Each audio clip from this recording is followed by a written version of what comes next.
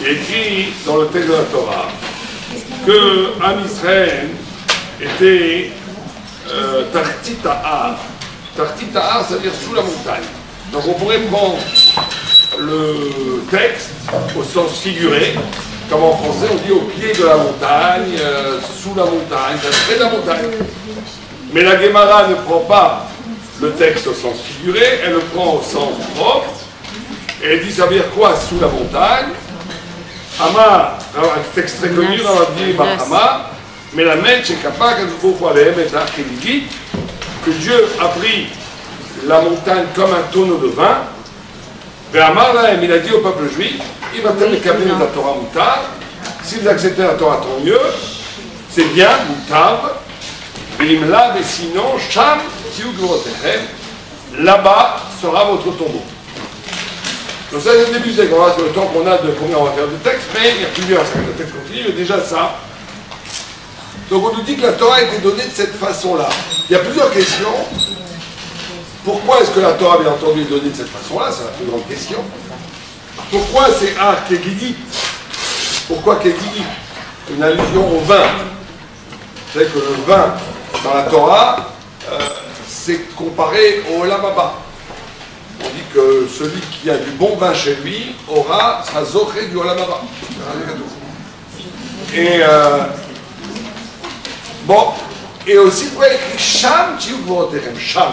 Il aurait dû avoir écrit Calme, parce qu'ils étaient en dessous. Pourquoi Sham? Pourquoi là-bas? Donc il y a plusieurs questions.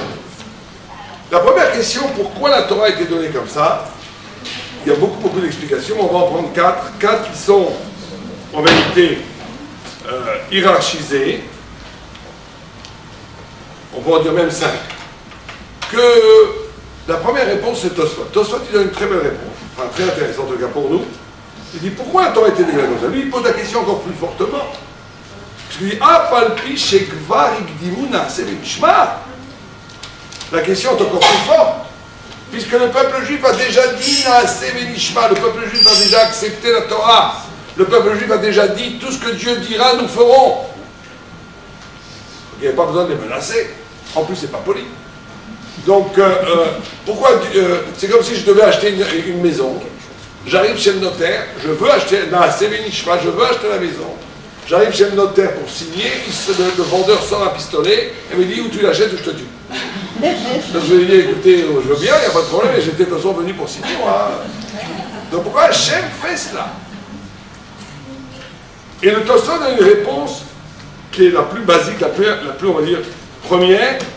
Il dit Shema de Hayu Chozrim Kesherahu Haesh Agdola, She'etza Nishmatam. Ça veut dire que Tosfot nous enseigne quelque chose ici d'extraordinairement important. Il a dit que Dieu nous a forcés parce que peut-être, quand on aurait vu l'immensité du feu de la Torah de feu, et quand on aurait vu que la Torah fait qu'on meurt et qu'on ressuscite, et quand on aurait vu à quoi on s'est engagé, on aurait dit oh là, c'est pas pour nous, on serait parti. Donc Dieu te force. En d'autres termes, il y a ici un système que des personnes dans la vie s'engagent à devenir bien. Vous avez vu ça à l'Anihila. À l'Anihila, vous voyez les gens, on dirait tous des anges, ils sont là, ils ont jeûné depuis 24 heures, ils prennent sur eux qu'ils vont devenir des tzadikim, qui vont être comme le Chofetz Chaim, plus jamais la Shonara, plus jamais je vais crier sur ma femme ni sur mon mari, je vais faire tchouva, je vais devenir un vrai ange. Et ils sont vraiment comme ça. Et après on sonne le chauffard, encore 10 minutes Paris, on rentre à la maison, tout d'un coup c'est la fête, on mange, et là les disputes, le chanteur part de plus belle. C'est extraordinaire. Alors qu'à une heure, il le disait sincèrement. Parce qu'il y a une différence entre l'engagement, qui est l'idéal, et la réalité de la vie. Mais ça va beaucoup plus loin que ça. Ça veut dire que, et là, tu as besoin que Dieu t'aide. Tu as besoin d'être forcé. Chacun a un système. Tu veux, tu désires l'idéal, tu ne peux pas atteindre l'idéal, tu recules devant l'idéal. Donc Dieu t'aide pour que tu puisses peut-être réussir à ton idéal. C'est le schéma du don de la Torah. Le don de la Torah, il nécessite un désir, mais quand on désire l'impossible, pour que cet impossible devienne réel, Dieu te force. C'est comme ça que ça marche. Il faut être zoché d'être forcé par Dieu. Mais en vérité, ça va plus loin. Parce que vous savez qu'il y a écrit une chose incroyable. Il y a écrit que celui qui a des belles bougies aura des fils d'Amitracham. Celui qui a des beaux tzitzit aura des beaux vêtements. Celui qui a une belle mezouza, il aura une belle maison. Celui qui a du bon vin, il aura le lamama. Comme ça, c'est écrit. Mais c'est très bizarre. C'est qu'en vérité, il est écrit que toutes ces choses-là, nous, on aurait pu croire qu'en vérité, fondamentalement, l'homme a l'olamazé, et par l'olamazé, il va avoir l'olamaba. Mais c'est le contraire. C'est parce que l'homme a un mador, il a une place dans l'olamaba. Un mador s'appelle un endroit qui fait que cette mador a une possibilité d'avoir une belle maison dans l'olamazé. C'est-à-dire que tout commence par lui. Et c'est pareil avec le lévouche. On dit que le lévouche, l'habit, c'est le corps en lui-même n'a pas besoin de lévouche. Le lévouche, c'est le kavod de la neshama. Comme ça, c'est écrit. Le kavod de la neshama. C'est le respect de l'âme. C'est-à-dire que le lévouche, l'habit, c'est une façon de sculpter son corps de l'extérieur pour ne pas être réduit à la misère du corps, pour essayer de ressembler à quelque chose de spirituel. C'est ça le sens de la vie. C'est-à-dire que l'homme, il est toujours en décalage entre son idéal et ses réalités.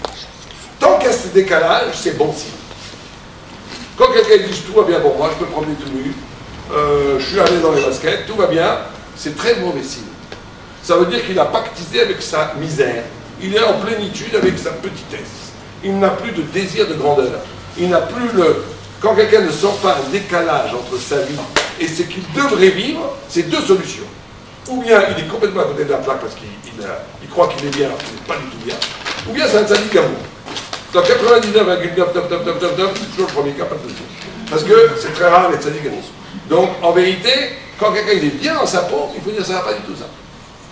Un homme ne doit pas être bien dans sa peau. Il doit dire ma peau ne correspond pas à ce que je devrais être. Et il doit avoir un décalage entre ce qu'il est et ce qu'il devrait être, et cette tension perpétuelle, c'est ça l'essence du juif. Le goy, il peut être bien dans sa peau, parce que son chélek, c'est en lamazé. Le juif, il ne peut pas être bien dans sa peau. Pourquoi? Parce que son chélek, c'est en lamama. Oh, je ne dis pas au niveau de mon lamama. Donc il y a un décalage. Mais pour que ce décalage ne soit pas un perpétuel échec, Dieu t'aide. Dieu t'aide. Il te force. Il t'amène là où tu veux aller. Ça va très loin, parce que la Gemara dit qu'un mari qui ne va pas donner le guet à sa femme. On le frappe jusqu'à qu'il dise Rotsen, qu'il donne le guet. Or, un guet n'est caché que s'il est donné en bonne volonté. Donc ça ne marche pas. Donc la Gemara dit non, en vérité, il veut donner le guet. Pourquoi il veut donner le guet? Parce que le fond de son âme veut faire ce que les rabbins disent. Simplement son yatsera extérieur, sa coquille extérieure l'empêche de faire. Donc on frappe. Qui c'est qu'on frappe? Son yatsera. C'est extraordinaire. S'il n'y a pas de Gemara comme ça, tu dirais ça ne marche pas. Si. Parce que l'homme, il est toujours en décalage entre sa vraie âme et sa façon et sa vie. Et tout le travail de la Torah et du Moussa, c'est d'essayer de réduire cet écart. Mais cet écart ne peut être réduit de façon fondamentale que si Dieu t'aide. Donc la première notion que la Torah est donnée avec cette violence, c'est de te dire, tu ne peux pas y arriver tout seul. Tu ne peux pas y arriver tout seul. Il faut être aidé par Hachem. Le deuxième niveau, ça c'est le premier niveau. Donc, la première chose qu'on doit, vous savez que chaque fois qu'on vit les fêtes, c'est pas pour se rappeler de quelque chose, bien entendu. C'est pas les anciens combattants, la commémoration, c'est pas ça. Chaque fois qu'on vit les fêtes, les fêtes juives, c'est toujours une réactualisation métaphysique de ce qui s'est passé dans la Torah. Donc on reçoit la Torah dans 12 jours. On reçoit la Torah. Zman, Matan, Toratenu. C'est pas Zecher les Matan, Toratenu. On reçoit. C'est d'ailleurs ça qu'on doit compter tous les soirs. On doit espérer recevoir cette Torah des premières tables. Donc on la reçoit. Donc la première condition pour recevoir la Torah, c'est tout simplement de se poser la première question. Est-ce qu'il y a un décalage entre mon idéal et mon existence? Question très simple. Est-ce que je vis une vie où je sens que je ne suis pas encore arrivé? Matin, midi, maasai, quand est-ce qu'arriveront mes actes aux actes de mes pères? C'est un homme qui doit se poser cette question tous les jours. Vous vous rendez compte, c'est qu'il faut se mesurer à Abraham, Isaac, Jacob. Être juif, on te dit, mesure-toi à Abraham, Isaac, Jacob. Ne pactise pas avec l'être. Ne sois pas petit. Ne sois pas contenté. J'ai ma part. Certains disent, j'ai ma part, tout va bien, j'ai ma part. C'est le contraire de la Torah. La Torah, c'est toujours un désir de vérité, de perfection, d'infini, de s'approcher à Dieu, qui se heurte à une réalité qui ne te permet pas cette perfection, et tu te passes ta vie à combattre cet écart. C'est ça, il dit. C'est ça, on sera à Torah. Donc, il faut se poser cette question. Il faut être honnête. Il n'y a pas de spiritualité sans honnêteté. Est-ce que je suis intéressé un petit peu à devenir tzaddik? Oui ou non? Une fois pour toutes. Si oui, sinon, moi, il faut dire, écoutez, moi, ça ne m'intéresse pas. Je suis très bien comme je suis. Je vis très bien. Fichez-moi la paix. Bon, ben, il faut savoir qu'il ne reçoit pas la Torah quand on est comme ça. Recevoir la Torah, c'est s'interroger sur... C'est tout le temps être dans un cheminement où je grandis. Je grandis vers une perfection. Et donc, à ce moment-là, quand la personne a l'espoir de cette grandeur, Dieu l'aide, Dieu le force même. Dieu le force. Et c'est très bien qu'il le force. Parce que tout ça, il ne peut pas. Ça va être trop fort. Donc ça, c'est le premier niveau. Deuxième niveau, c'est que, c'est écrit ici dans les Yosef, c'est que la Torah ne peut pas être choisie. Pourquoi? Il fallait, même si on avait choisi la Torah ne peut pas dépendre du choix. Pourquoi? Parce que si elle est dépendante du choix, un choix, il peut toujours se dédire. Je peux très bien dire, j'ai choisi comme ça hier, j'ai changé d'avis aujourd'hui. Donc on dit, la Torah, c'est quelque chose qui est... Tu es choisi par la Torah, tu ne choisis pas la Torah. C'est Dieu qui t'a choisi. C'est-à-dire qu'être juif, c'est d'être choisi. C'est ça la notion d'élection, d'être saisi par Dieu. D'être saisi même violemment par Dieu. D'être pris à la deuxième personne. En d'autres termes, si c'était toi qui choisissais, tu serais toi-même la source de la Torah. Ça serait ta décision, ta liberté, ta bonne conscience qui dit je choisis la Torah. Ça serait dévier l'essence même de la Torah. La Torah ne se choisit pas parce que tu es choisi par la Torah. C'est Dieu qui t'a choisi. C'est ça l'élection. Tu es saisi, tu es pris. On te dit, tu es saisi à la deuxième personne. On te dit, tu dois faire. Tu es mon sujet. C'est-à-dire que ça va très loin cette histoire. Ça veut dire qu'il faut vivre des mitzvot comme, imaginez que vous avez un enfant qui meurt de faim qui va vous demander à manger. C'est pas le moment de réfléchir, on lui donne à manger. Pourquoi? Parce que je ne peux pas. L'obligation de répondre à celui qui a faim, il est plus fort que ma réflexion. Il est plus fondamental. Il est plus original, il est plus important. Je suis obligé de répondre. C'est-à-dire, ça va très loin. Ça veut dire que être juif, c'est d'être dans une situation où mon identité, mon être, mon essence ne départ pas de moi. Elle démarre d'un ailleurs qui m'interpelle. Quelqu'un me dit « fais » et j'écoute. Et je réponds « Anochi », c'est ça Anochi. Abraham, Anochi. C'est quoi Anochi? Peut-être qu'il va te demander de jeter par la fenêtre. Oui, Anochi. Je ne m'appartiens pas. Il va demander de tuer son fils. Abraham, Anochi. Anochi, ça veut dire je donne tout à la réponse. Je ne me pose pas comme quelqu'un des droits de l'homme. J'ai mes droits devant Dieu, j'ai mes droits. Syndicat, on va faire la grève, on ne fait plus les mitzvot parce que j'ai mes droits. Dieu préserve. Ça, c'est le contraire de la tête juive. Celui qui dit j'ai mes droits, les droits des féministes, le droit des hommes, le droit des hommes, le droit de je sais pas quoi, le droit des avrichim, c'est une catastrophe, c'est un esprit goy qui est rentré chez nous. Il n'y a pas de droit. Il y a à un moment donné, tu es devant un discours divin qui t'appelle. Et toi, tu dis, je réponds. Abraham, Anochi, Kisra, Anochi, je donne ma vie. Yaakov, Anochi, Moshe. Et chacun d'entre nous dit, nous appelle deux fois. Et nous, on doit répondre à Anochi. Ça veut quoi Anochi? Je fais. Je ne choisis pas, parce que si tu choisis, c'est-à-dire que tu restes le maître, c'est-à-dire que tu réduis la spiritualité, tu réduis la Torah à ton confort personnel, à ta décision, à ta maîtrise. Et si ça me convient, ça va, ça ne convient pas, c'est pas. C'est l'horreur! C'est comme les goïms quand ils sont ce qu'on appelle le New Age. On y en a qui font comme ça, un peu Shabbat, un peu de yoga, enfin, tout ce qui est bon pour moi, pourquoi pas? C'est comme les médicaments. C'est-à-dire que je choisis ma spiritualité selon mon confort et ma vision du monde. Il vaut mieux être Hiloni, que leur signe de soyez Hiloni, c'est beaucoup mieux. On ne peut pas réduire la Torah à un besoin, à une réquisition matérielle. Je ne l'utilise que c'est affreux. C'est l'anti-Torah. La Torah, c'est de répondre à une injonction qui me dépasse infiniment et qui pourtant, je dis, je suis là. Je suis là. Anochi. Qu'est-ce que tu me demandes? Jette pas la fenêtre, je suis prêt. Qu'est-ce que tu me demandes? Étudier toute la journée, d'accord. Qu'est-ce que tu me demandes? D'abandonner des études où j'aurais été prix Nobel, pourquoi? Pour être un pauvre vrai qui touche 2000 chèques par mois, d'accord. Pourquoi? Parce que tu me demandes. C'est ça la Torah qui est donnée par cette violence. Tu ne choisis pas le bien, tu es choisi par le bien. Ça veut dire que cette optique-là fait que la vie devient une vie où toutes les injonctions divines deviennent une part de moi-même. C'est ça qui est extraordinaire.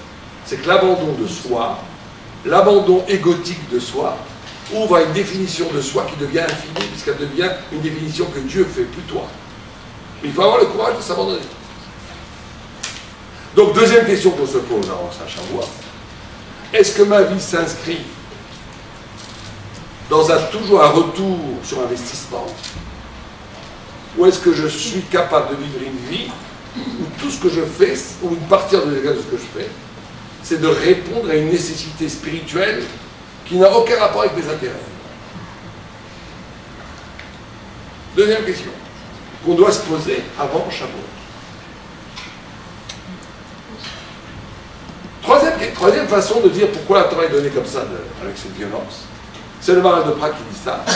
Il dit, c'est parce qu'il compare ça, vous savez que quand Dieu préserve un homme viole une femme, une jeune fille entre 12 ans et 12 ans et 6 mois, il peut plus jamais, il doit payer quelque chose, un knas, mais si elle veut, ou si le père de la fille veut, si les deux veulent, sont à la fin, épouser. Et il peut, je ne sais pas qui c'est qui veut épouser son violeur, mais imaginez, comme ça, la Torah dit que on peut obliger le violeur à épouser cette femme. Et il ne pourra jamais la divorcer. Donc il donne un guette, hop, on lui dit tu te remaries avec elle, à jamais. C'est le seul cas, un homme ne peut pas divorcer sa femme à jamais. Donc le Maharal fait une comparaison un peu osée, il dit que le don de la Torah qui est donné comme ça, violemment, c'est pour montrer que le rapport entre Dieu, que Dieu s'est engagé comme Kébiéchol, Dieu aurait fait un viol du peuple juif, et donc il s'est engagé qu'il ne pourra jamais nous divorcer, à jamais. Donc ça montre que ce n'est pas un accord tacite, un accord entre deux personnes, on peut à chaque instant le résilier. C'est pour montrer que c'est indélébile, inexpugnable, infini, à jamais, pour toujours. Ça ne dépend pas du choix. C'est quelque chose en essence. C'est quelque chose en essence. Pour nous, ça voudrait dire, et c'est un niveau déjà beaucoup plus haut, plus difficile, que la Torah n'est pas une option. C'est ou la Torah ou la mort. La Torah n'est pas une option. C'est ou la Torah ou la mort. Ça veut dire qu'il faut se poser une troisième question. Est-ce que j'envisage mon existence sans Torah? Ça, c'est une question qui peut faire mal. C'est-à-dire qu'on se pose la question, est-ce que la Torah, c'est un plus, des fois un plus fondamental, mais fondamentalement, j'existe, et je rajoute la Torah. Ou bien non, toute ma vie, l'essence de mon existence, c'est mes rouillards à Metziut. Sans Torah, je n'existe. Comme je ne m'envisage pas sans moi-même, on ne peut pas s'imaginer exister sans moi-même. On doit pouvoir arriver à un niveau où on ne peut pas s'envisager d'exister sans la Torah. Que la Torah n'est pas un surplus spirituel, elle est l'essence même de mon existence. Pour ça que d'ailleurs, quand ils sont nés, quand ils ont reçu la Torah, ils sont tous morts, et ils ont tous c'est pour te dire que tu revis dans la Torah. C'est pas que ta vie est accompagnée avec la Torah, ça le chat. C'est que la Torah a causé la mort d'une vie où chaque sujet était souverain dans son existence, à une vie où la souveraineté intérieure, c'est la Torah elle-même. Tu renais à une nouvelle modalité d'existence. Tu ne peux pas t'envisager sans Torah. Ça, c'est une question qui fait mal, parce qu'il y a plein de gens qui peuvent s'envisager sans Torah. Je me vois bien en Normandie, à Deauville, en train de pêcher la morue, boire mon café le soir, voilà, très bien, et ouais, c'est sympa, non? Si quelqu'un dit, je me vois, quoi, à Deauville, en train de boire le café, ou à Monaco, sur un yacht, ah, c'est dégoûtant, ça me dégoûte, je préfère mourir. Voilà. C'est un niveau. C'est un très haut niveau. Mais ça peut arriver. On ne peut pas c'est une vie misérable, non, je préfère mourir. Deauville, Monaco, les yachts, c'est nul, je préfère mourir. Mais il faut arriver à ce niveau, c'est ce qu'on nous demande. Il y en a qui disent je veux les deux.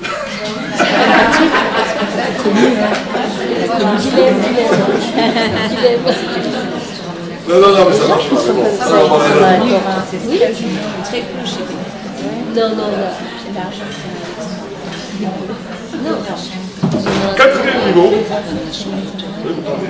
Quatrième niveau. C'est le niveau de la Torah Shabbat. Certains, le Ritva, il explique ici dans la Sougia qu'ils étaient prêts à accepter la Torah. Il répond à la question, lui, de façon logique. Mais la Torah qu'ils avaient acceptée, c'est quelle Torah? Écrite. Mais Torah orale, non. Et Dieu les a forcés à accepter la Torah orale. Pourquoi? Parce qu'il disait la Torah écrite, c'est Dieu, c'est très bien, mais la Torah orale, c'est les rabbins. Qui te dit que les rabbins, ils ne se trompent pas? Un jour, un rabbin il dit que c'est caché, un autre dit que c'est pas caché, un autre il dit non, on ne veut pas être dépendant de l'opinion des hommes. Donc Dieu a forcé pour dire quoi? Et c'est pour ça qu'on dit que Afal Piken, Kiblou, Bekimou, Beyamar, Hashverosh. Parce qu'ils ont vu à Pourim que Mordechai, qui avait pris un psak halacha, Azoui, il avait dit je ne m'agenouille pas devant un homme, et il a mis en danger tout le peuple d'Israël. Et quand ils ont vu que toute la Géoula est passée par le psak de Mordechai, ils ont compris que Dieu il intervenait aussi dans le psak de David. Donc ils ont accepté la Torah Messimcha. Mais il a fallu les forcer au début pour accepter la Torah Shemat Peh. Parce qu'ils se sont dit Torah Shemat Peh, c'est pas pour nous. Bon, alors ça c'est encore plus dur. C'est d'accepter la Yémina Trachamim. Accepter la Torah, c'est pas juste accepter la Torah écrite. Comme disait un penseur, il disait le judaïsme, c'est pas la Bible, c'est la Bible lue par les rabbins. Ça veut dire que accepter Yémina Trachamim, c'est une partie de Chelak Torah. D'accepter que les Gdolim, ce qu'ils disent, c'est mamash, comme si c'était Hachem qui le disait. Et le cinquième niveau qui est le plus haut, c'est le niveau extraordinaire que le Maharal de Prague explique. Il dit on ne peut pas choisir la Torah. Pourquoi? Là c'est un peu philosophique, c'est très profond. Il dit pourquoi on ne peut pas choisir la Torah? Il dit parce que choisir c'est quoi? Choisir c'est penser. Choisir c'est penser. Alors qu'est-ce qui fait qu'un homme pense? Et qu'un animal et qu'un ordinateur ne pensera jamais? Qu'est-ce qui fait qu'un homme réfléchit? Reflet. Vous savez qu'il est double. Réfléchir c'est toujours duel. Pourquoi un homme pense et un animal ne pense pas? Pourquoi un homme pense et un ordinateur ne pense pas? Vous avez une idée? Moi? Le moire, animal. Le moire, il y en a plein de cœurs de moire. Dans les ordinateurs, tu peux mettre des connexions cognitives 10 fois plus puissantes que l'homme. Mais il ne pensera jamais. On a un souffle divin. L'ange, il a aussi le divin, il ne pense pas. L'ange, il ne pense pas. On a le libre arbitre. Il y a la pensée en lui. On a le libre arbitre. Pourtant, l'ange ici, il est fait avec la lumière divine. Mais il n'a pas le libre arbitre. L'ange, il n'est jamais plus. Et l'animal, il n'a pas le. C'est la mélodie. Qui te dit qu'il faut que c'est Elohim pour penser? Mais il n'a pas le libre arbitre. Nous, on a lui. Oh, c'est comment vient le libre arbitre? D'où il vient le libre arbitre? C'est un choix. On connaît. C'est par la Torah qu'on pose des questions. C'est le choix. C'est le choix. Oh là là. Le choix ne vient que. Non, c'est le choix. Le choix qu'est la pensée, c'est toujours choisir. Or, tu ne peux choisir que si tu es. Tu dis que si tu es. Double. Il n'y a pas de liberté dans le monolithique. Une pierre, elle est qu'une pierre, donc elle n'a pas réfléchi, elle n'a pas choisi. Un animal mécanique, il est déterminé parce qu'il est un ange dès qu'un ange. Il n'a pas à choisir. L'homme, c'était un être fait de la terre. Dieu, il a pris de la terre. Donc on est des animaux. Non, pas des animaux. Tout d'un coup, Dieu, l'homme, il parle à l'homme. Ce qu'on appelle la raka'a, dans la Kabbalah. C'est Dieu, il a donné une claque à l'homme. Une claque. Une lumière divine, schlac, il a claqué. Cette claque, elle a rentré dans l'homme quelque chose qui est autre chose que lui. Donc voilà, il faut comprendre qu'il est matière, il est Dieu, il est matière, il est Tzalem Elohim, il est spirituel, ça ne va pas du tout. Donc il est devenu abyssal, il est devenu deux, il est devenu double, il est devenu cassé en deux. Donc c'est cette dualité qui lui donne la possibilité de choisir et donc de penser. Penser, c'est toujours réfléchir. Penser, c'est toujours s'arracher de la matière. Or, tu ne peux t'arracher de la matière que parce que tu as eu un coup divin qui t'a arraché de ta définition, de ton identité. Penser, c'est toujours s'arracher à son identité. Ça veut dire double. Double, c'est-à-dire qu'il a en même temps, il a une identité, il est biologique, il est sociologique, il est créé, il est déterminé par toutes sortes de facteurs. Et pourtant, il n'est pas que ça. Adam, c'est l'anagramme, c'est les mêmes lettres que Méod. C'est-à-dire qu'il y a un excès dans l'homme, il y a quelque chose dans l'homme qui est plus que ce qu'il est. Qu'est-ce que c'est ce plus? On ne sait pas. C'est quoi? C'est la visitation de Dieu. Dieu te visite dans ton esprit. Et c'est ça qui fait que l'homme peut penser. Donc l'homme n'est pas spirituel parce qu'il pense, quand les gens, comme tous les goïms et tous les professeurs pensent. L'homme pense parce qu'il est spirituel. Il n'y a pas de pense. Donc quand quelqu'un dit je ne crois pas en Dieu, tu dois lui répondre, tu viens de prouver que Dieu existe. Pourquoi? Parce que je ne crois pas en Dieu, c'est tu penses. Or, tu ne peux pas penser sans Dieu, donc tu viens de prouver que Dieu existe. Donc tu ne peux pas choisir la Torah. Parce que la Torah fait que c'est la Torah qui fait que tu peux penser. Donc c'est la Torah qui fait que tu peux choisir. Donc tu ne peux pas choisir la Torah, c'est comme si tu ne peux pas choisir ta mère. La pensée est un mimélé, est quelque chose qui vient du don de la Torah. Alors vous allez me dire comment ça se fait, les gars ils pensent. Ils n'ont pas de Torah. Ils ont la Torah. Ils ont la Torah des Sheva Mitzvot. Ils ont une petite Torah qui est Sheva Mitzvot des Noirs, où c'est une injonction divine. Comme dit le Rambam, il donne la définition de l'humanité, pas du tout comme les philosophes. C'est pas l'homme qui pense, l'homme qui parle, l'homme qui s'habille. Il dit l'humanité, c'est l'homme, l'animal qui a une loi. C'est la loi qui humanise l'homme. Parce que la loi fait qu'il y a une confrontation entre la nature et la spiritualité, c'est ça être homme. Donc les goïms, ils sont 7 fois hommes, les juifs sont 613 fois hommes, plus les rabbinats, ils sont des 1000 fois plus hommes. Plus tu as des lois, plus tu es libre. Parce que plus tu as des choix.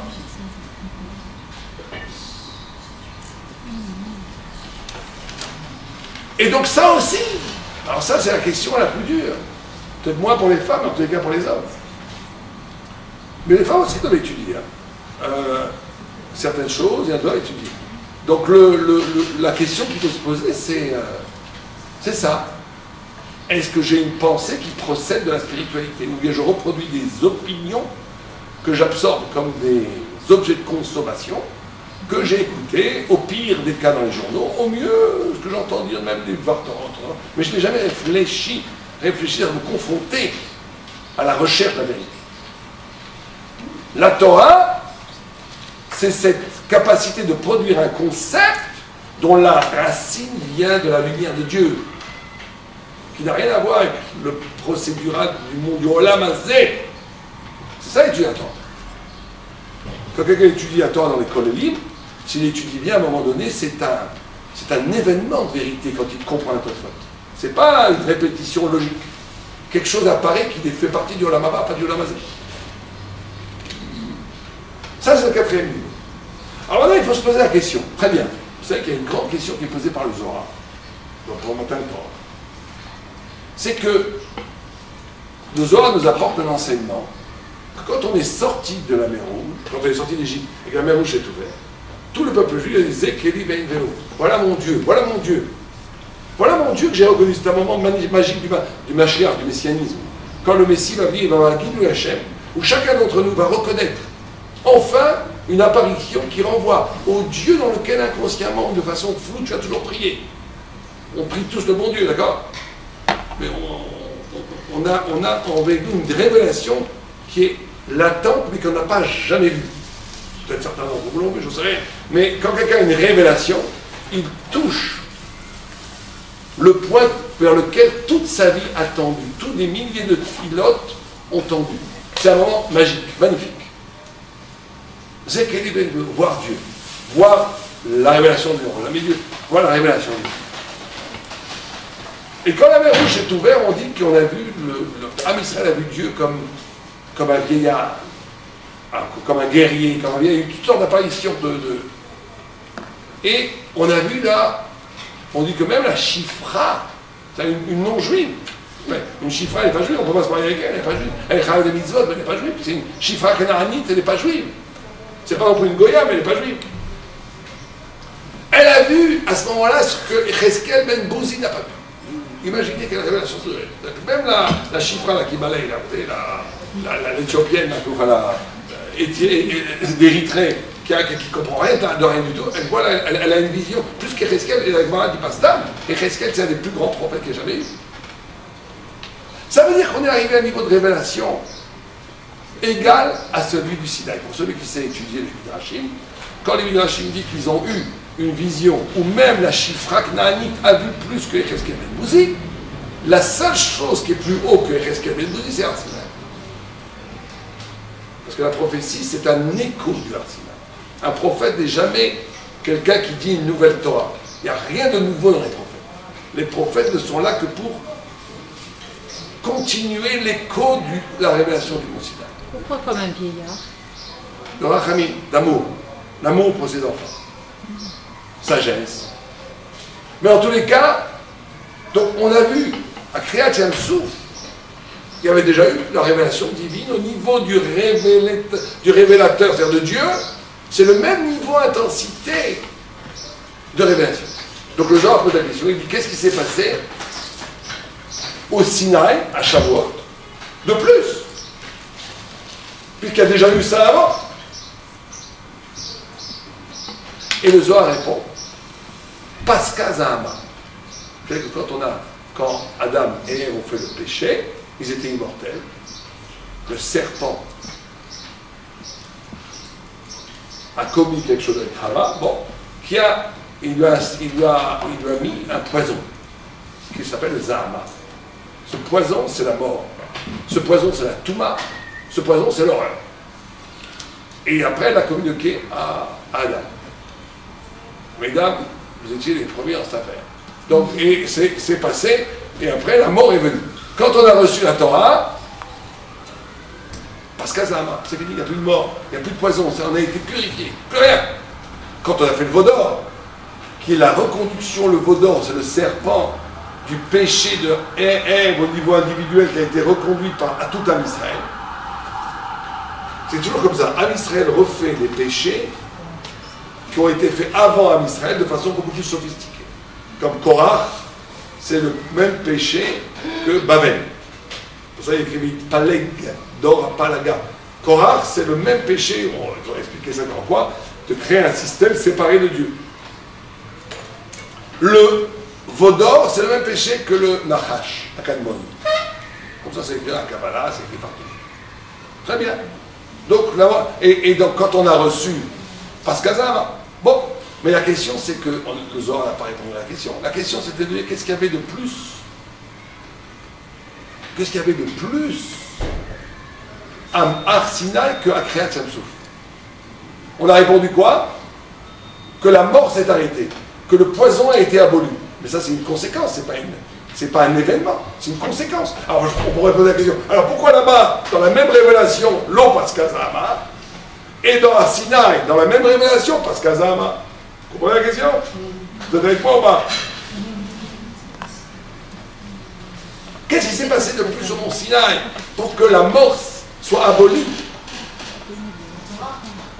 Et là, on a dit que la révélation de la Torah était la même à Kriyat Yam-Souf. Du côté du révélateur de Dieu, c'était la même intensité de révélation. Donc, qu'est-ce qui s'est passé au Mont Sinaï de plus? Or, les commentateurs disent une chose extraordinaire. Enfin, j'ai le Marat de Prague. Il dit, il s'est passé une chose.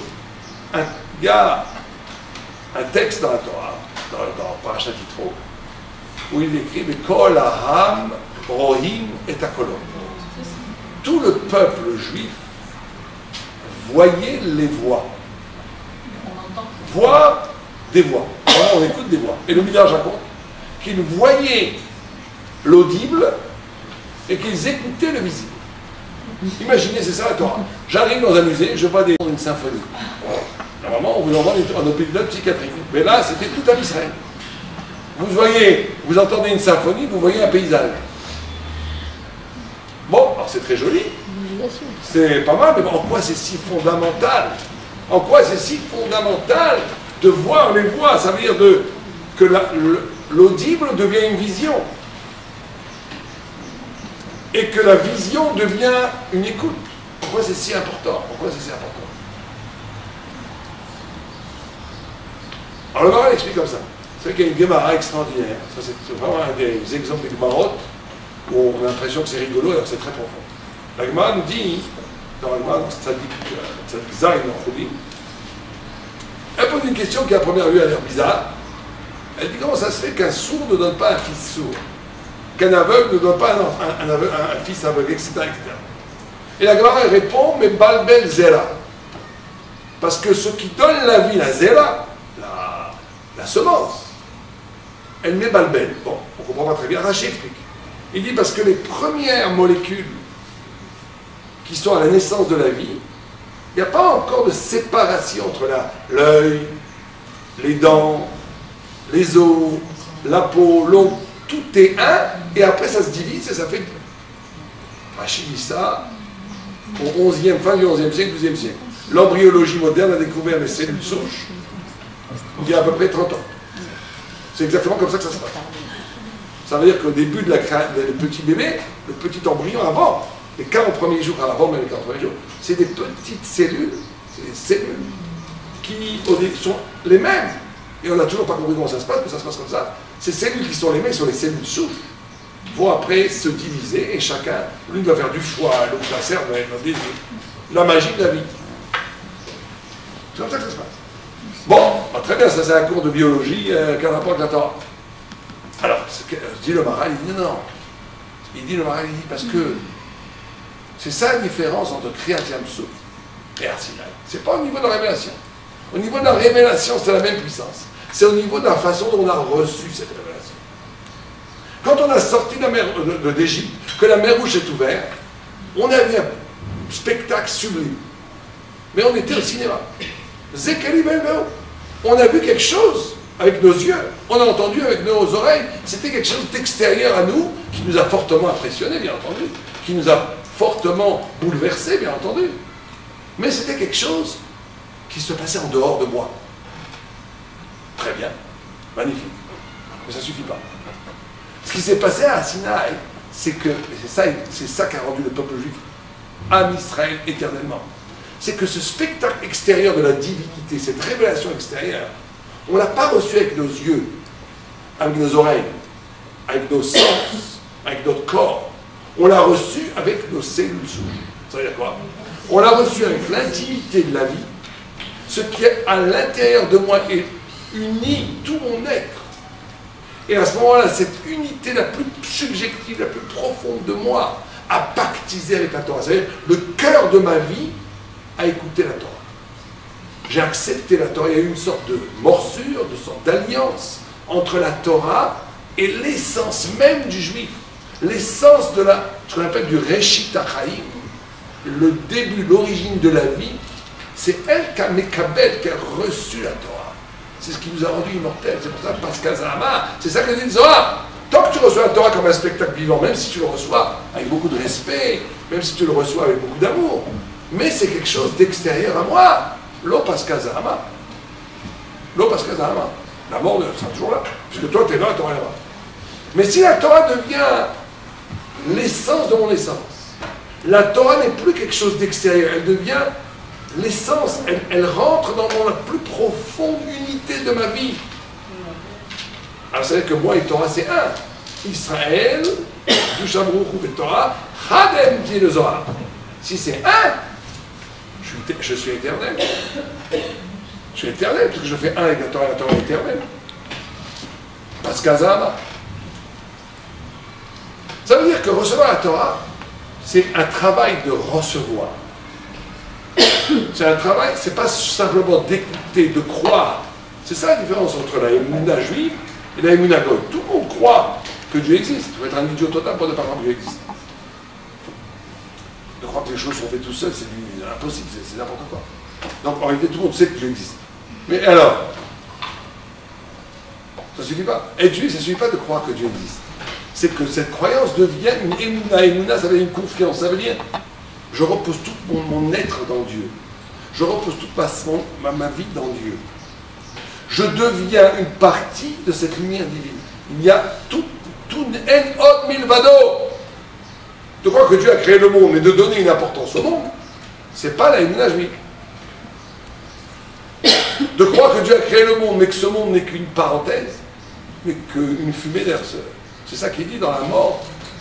Il y a des textes terribles qui disent que la mort, c'est que ça. Quand quelqu'un meurt, qu'est-ce qui se passe quand il meurt? Tout ce qu'il croyait réel devient de la fumée, et tout ce qu'il croyait abstrait devient sa réalité. Sur ses mitzvot, sa Torah, ses bonnes mitzvot, c'est ça, maintenant son habitacle éternel. Et tout ce qu'il croyait concret, sa maison, son compte en banque bien fourni, ses relations, sa famille, tout ça, c'est la fumée. Il reste que ce que essentiellement tu es. C'est tout ce qui reste. Ce qu'on ne pourra jamais t'enlever, c'est quoi? C'est toi-même. Tes midot, ta Torah, tes mitzvot, c'est tout. Le reste, ça n'existe pas. Le reste, c'est une pure illusion. Illusion. En plus, c'est logique, puisque ici, on est là pour 70, 80, 100 ans. Après la mort, c'est des milliards d'années. Donc, il faut être vraiment un très mauvais businessman pour investir dans ce monde-ci. Si tu crois pas, tu crois pas. Mais si tu crois en Dieu un petit peu, et tu crois qu'il y a la vie après la mort, il faut être complètement idiot pour investir dans ce monde-ci et pas dans le Lama. Pourquoi Hachem ne nous a pas rendu immortels à Arsinaï? Il nous a rendu immortels. On est devenu immortels à Arsinaï. Immortels. On est, la mort est venue avec le Gazar. C'est le même passage comme avec Adam et Chava et le serpent. C'est exactement la même chose. Donc, à Shavuot, le dernier, l'ultime travail qu'on va faire, qu'on doit essayer de faire, c'est effectivement d'essayer de mesurer l'investissement, le désir de vérité, l'investissement de mon rapport à la Torah. Est-ce qu'il occupe toutes les parties de ma vie ou non? Alors c'est très facile à dire, très difficile à faire. C'est un travail, mais les grandes tzadikim, ils avaient carrément, vous savez, comme les boutiquiers, ce qu'on appelle Cheshbon HaNefesh. Ils avaient un cahier où tous les jours, ils notaient, surtout pendant ces 49 jours, il y a des grands tikkunim à faire. La Emouna, à quel niveau je suis,